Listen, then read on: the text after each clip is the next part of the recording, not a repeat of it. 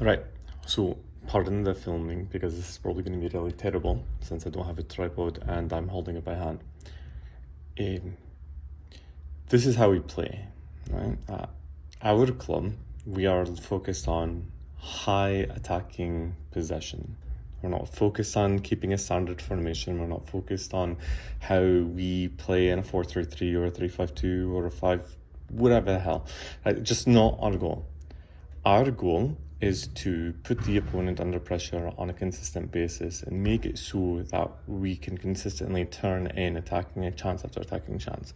So if we keep this position in mind, what we're looking for is our 7 to make that run. Sorry, 11 rather. 7 to make that run. 9 to make this run, and then this run all the way in here. That means our 10 makes that run. Our 6 makes this run. Our 3 makes this run and then goes here. Our 2 makes this run and then goes here. Our 4 and 5 push up over here. Our 1 comes over here, and our 6 becomes that holding midfield who's really an 8. What does this actually do in terms of function? What this actually does is it makes it so that the keeper has to keep his or her body in their goal mouth. Their 2 has to come all the way back here to mark this space.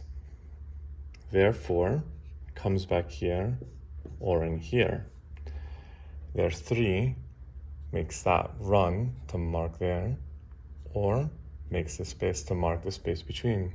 Their 5, one of them has to mark the 9. This person is key inside this box. If that darting run keeps the goalkeeper on her toes, and it keeps the 4 and the 5 constantly petrified.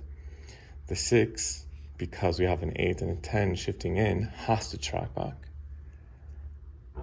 The 7 has to mark wide or has to mark vertical because our 11 is coming. Their 11 has to do the exact same thing on this side. Their 10 and 8 come back to be auxiliary defenders because we're pushing ours in. That means their 9 is the sole focal point for the opposition. So couldn't they play out of this? Technically, yeah, right? Technically, they could play out, but how would they break this play?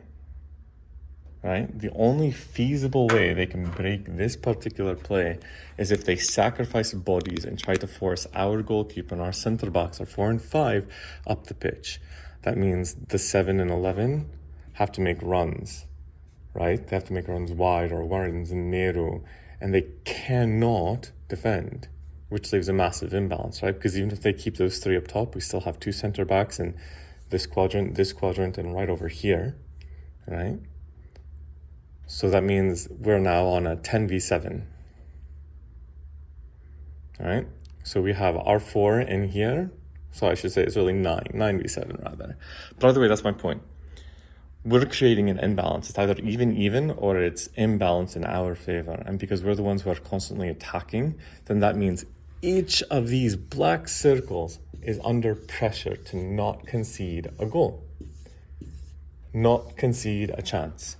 And that's what we're looking for. This is how we tactically play our game. This is how we create chances, and this is what we do on a regular basis. This is what our 2014 boys and our 2012 boys did with great success in the spring, barring the one game where we played a gold standard team that did this to us, right? But I mean, that's the point here.